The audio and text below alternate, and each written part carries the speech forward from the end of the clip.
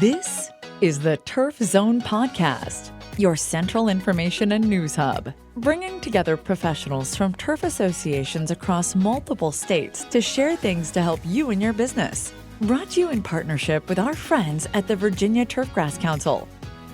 This episode is sponsored in part by Sod, world-class service on demand.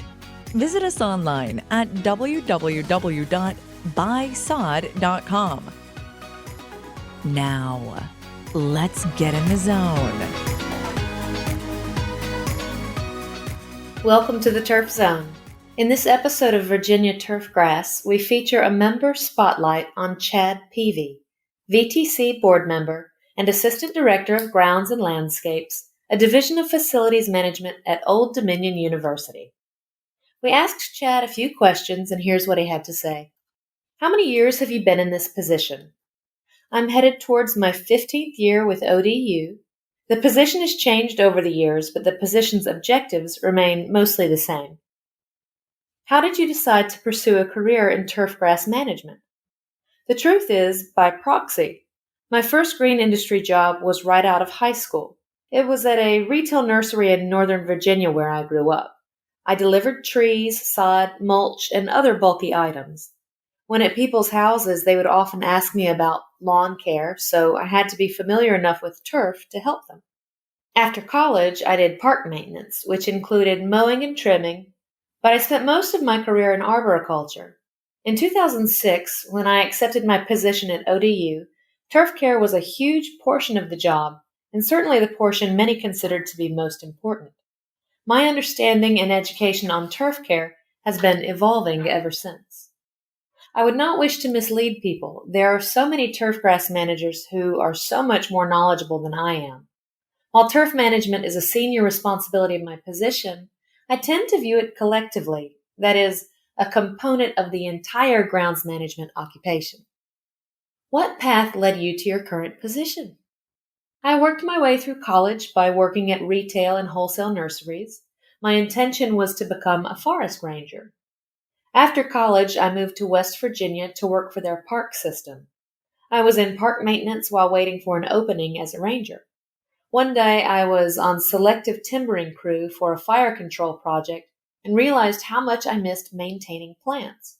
I also realized I didn't like the cold weather.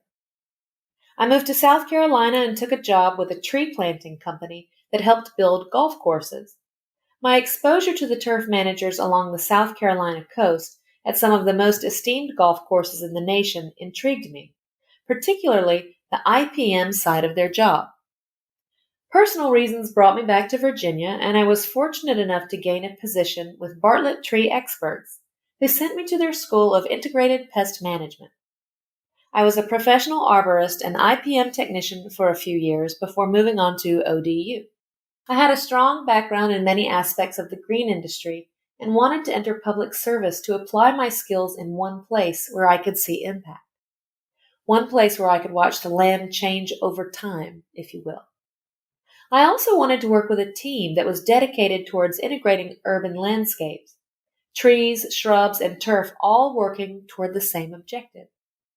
The objective to beautify and enhance our urban environment while optimizing all the benefits plants can provide for a community and the people within it. I am certainly fortunate to work for an agency which supports such objectives and to be surrounded by the talent and creativity of my coworkers. What is the best part of your job? Universities are interesting places. So many people of different cultures, ages, and backgrounds, all in pursuit of bettering themselves and improving the world around them. It's inspiring and makes me want to work equally hard to help frame a background for the time that they spend here. The landscape of ODU should not just be space between classrooms. Rather, these grounds should provide an opportunity. So for me, the best part is to see people learning and interacting with our outdoor campus.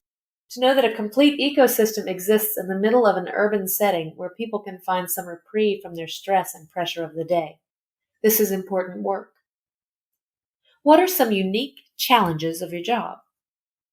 The list is long, but I would be remiss not to claim the top challenge is the volume of people and the schedule of events. I learned early that when managing turf and landscapes at a university campus, you can take any traditional agronomic or horticulture maintenance calendar and throw it right out the window. ODU has over 1 million visitors each year, and often the people are congregating in only a few locations on the entire campus. The Kaufman Mall is the flagship lawn of our turf program, but it's also the most centralized and visited location for campus life. When we would normally seek to aerate, overseed, fertilize, etc., the business cycle of the university hosts recognitions, tours, recreation, and celebration right there on the lawn. So many people wanting to enjoy that green space is a humbling acknowledgement of our efforts, but it also means the staff here must adapt and adjust management practices for maintaining that turf. Whether it's a turf technician finding a way to edge the lawn safely when surrounded by thousands of passing students, or a plant healthcare tech considering the public impact of the scent of a fertilizer product, the challenge is omnipresent. Again, though, ODU ground staff are true professionals who rise to the occasion. How have you and your team adapted to the new operations implemented in recent months due to COVID-19? Altered schedules, adjusted team sizes, additional training, and a whole lot of new personal protective equipment. Seeking to be positive of the situation, we've become more focused and intent with our time. One day there may be half staffing levels, and the next there may be more or even less. One truck headed to a single location in the past may now take 3 trucks. This is how it goes, but the logistics of the situation have forced questions about what truly matters. Why is it done this way? Where do we go to have the biggest impact? These were questions which demanded answers for us to proceed. The result is that we are getting those answers, and in the process, revealing improved professionalism and improved teamwork. What inspired you to serve on the VTC board? That's easy. Tom Tracy did. Tom had asked me to help with VTC's Come to the Bay conference board. The board needed a professional arborist, and I don't recall how Tom found me, but he did. I was hesitant due to the amount of boards I already participated with, but Tom had a vision for what Come to the Bay could achieve and the leadership role VTC could take.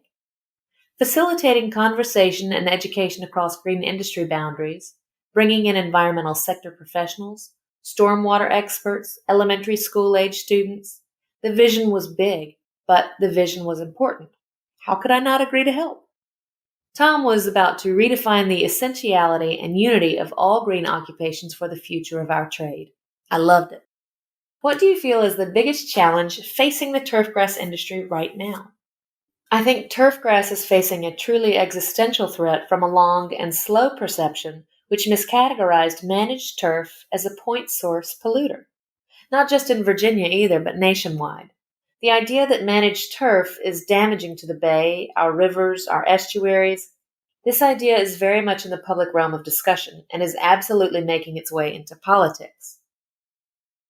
I will refrain from waxing poetic about my thoughts regarding politics or any assumptions of people's individual thoughts on the matter, but I would suggest that now, perhaps more than ever, it is essential for turfgrass professionals to educate themselves and advocate for the value of what they provide. Your voice will make a difference. It could be the difference. What is one lesson you've learned the hard way in your career? Listening to others, truly listening, with an intent to understand another's position, their objectives, their hearts. It's one lesson, but it took many teachings for that lesson to resonate with me. I do believe that listening to others is a central component of leadership. Whether you lead a small crew of turf techs, a regional office, or even just yourself, creating an openness to hear others which is honest and genuine will improve your personal abilities and your career. It seems a shame it took me so long to arrive at something I was capable of the entire time, but I suppose that's why I suggested it was a hard lesson for me. Do you have a mentor in the industry? Who? I have been gifted to have many mentors, but the first person who often comes to mind is Rob Springer with Bartlett Tree Experts. I was a young tree climber with Bartlett. Rob was the company's regional safety director. When I first met him, Rob seemed like a hard leader, but he was always fair. He was also then, and is now, the most competent climbing arborist I have ever known. Yes, I learned a whole lot about climbing and the physical mechanics of trees from him, but he was the type of guy who went beyond the how and the why. He framed a process so that it mattered to you as a person. He taught me to see and take ownership of my own value and the value of what I did for a living. Equally, he instilled a value for the other professionals around me. I still quote some of his lessons on a regular basis, and he taught me most of this by doing rather than by saying it. He was highly influential to my skills development as a leader and an inspiration to my career. You should love what you do, and when you do, other people will know it, not by your words, but by your actions. What do you do in your free time?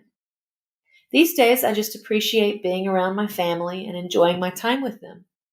I like the stereotypical things green industry people tend to like: hiking, nature, being on the water, and all that.